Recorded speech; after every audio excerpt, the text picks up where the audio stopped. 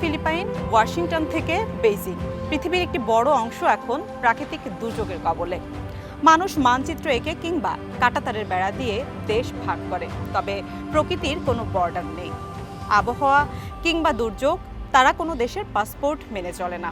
এই যে একসাথে বিশ্বের বিভিন্ন দেশে ঝড়, বৃষ্টি, টর্নেডো, সাইক্লোন হচ্ছে, এটি আসলে কোনো বিচ্ছিন্ন বা কাকতালীয় ঘটনা নয়। এটি প্রকৃতির এক বিশাল চেইন রিয়াকশন, অর্থাৎ এক ধরনের ডোমিনো খেলা, যার এক প্রান্তে ধাক্কা লাগলে এর প্রভাব গিয়ে পড়ে পৃথিবীর অন্য প্রান্তে।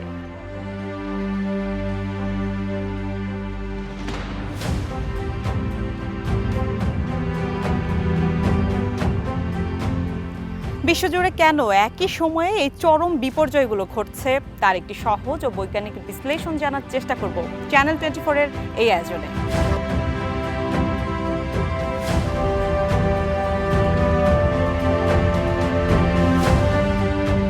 আমরা ভাবি ঝড় বৃষ্টির জন্ম আসলে আকাশে, যা একেবারে ভুল ধারণা। প্রাকৃতিক দুর্যোগ নামক এই নাটকের স্ক্রিপ্ট আসলে লেখা হচ্ছে সাগরের অতল গভীরে।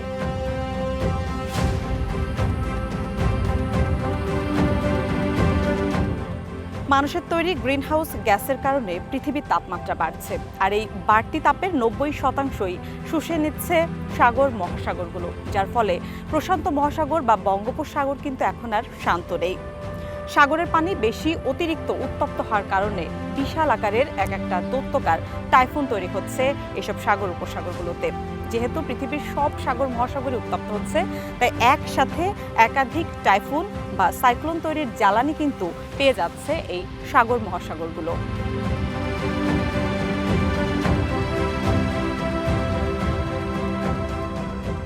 চীন বা ফিলিপাইনের পাশে সৃষ্ট সাগরে যখন শক্তিশালী টাইফুন উৎপন্ন হচ্ছে, তখন সেটি যে তীব্র শক্তি নিয়ে ঘুরছে, সেই ঘোরার সময় এক জায়গার বাতাস নিয়ে আরেক জায়গায় ধাক্কা দিচ্ছে, যার ফলে বঙ্গোপসাগর দিয়ে জলীয় বাষ্পের পাহাড় গিয়ে ছুটছে বাংলাদেশ এবং ভারতের দিকে।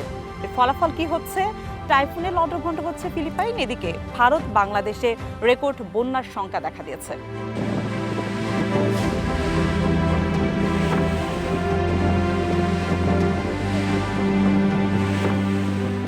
আবহাওয়াবিদ্যায় একটি কথা আছে, অ্যামাজনের বনে কোনো প্রজাপতি ডানা ঝাপটালে টেক্সাসে তখন টর্নেডো হতে পারে।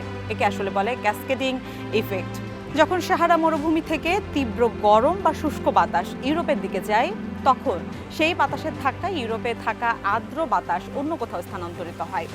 এই বাতাসের স্থানচ্যুতির কারণে এশিয়া অথবা অন্যান্য অঞ্চলে বায়ুচাপের যে তারতম্য হয়, তার ফলে নিম্নচাপ বা টাইফুনের সৃষ্টি হয়। অর্থাৎ এক জায়গার আবহাওয়া ধাক্কা দিয়ে অন্য স্থানের আবহাওয়াকে বদলে দিতে পারে।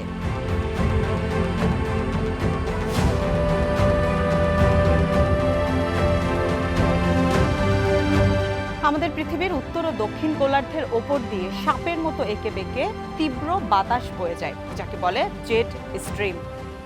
এই জেট স্ট্রিমকে আসলে আবহাওয়ার এক ধরনের ট্রাফিক পুলিশ বলা হয়।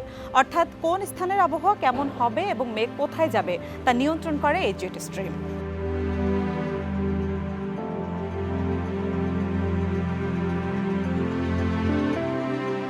উত্তর মেরুর বরফ দ্রুত গলে যাওয়ার কারণে মেরু অঞ্চল এবং বিষুব রেখার এই তারতম্য পার্থক্য দিন দিন বাড়ছে, এবং এই জেট স্ট্রিম তার গতি হারিয়ে আঁকা বাঁকা হয়ে যাচ্ছে এবং মাঝে মাঝে সেটি এক জায়গায় স্থির হয়ে যাচ্ছে। বিজ্ঞানীরা একে বলছেন অ্যাটমসফেরিক ব্লকিং। এর ফলে অন্য স্থান থেকে আসা গরম বাতাস বা মেঘ এক স্থানে আটকে থাকছে, ফলে কোথাও কোথাও দেখা যাচ্ছে মেঘ ভাঙা বৃষ্টি, আবার কোথাও কোথাও খরা বা তীব্র দাবদাহের তৈরি হচ্ছে।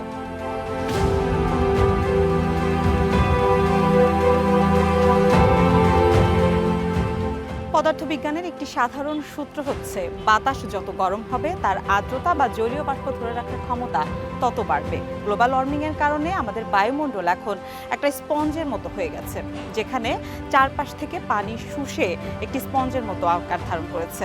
যখন এটি আর পানি ধরে রাখতে পারছে না, তখন নির্দিষ্ট একটি এলাকায় এটি ঠেলে দিচ্ছে, যার ফলে তৈরি হচ্ছে মেঘ ভাঙা বৃষ্টি, যাকে বলা হচ্ছে ক্লাউড বার্স্ট। এর ফলে বিভিন্ন এলাকায় আকস্মিক বন্যার সংখ্যা দেখা দিচ্ছে।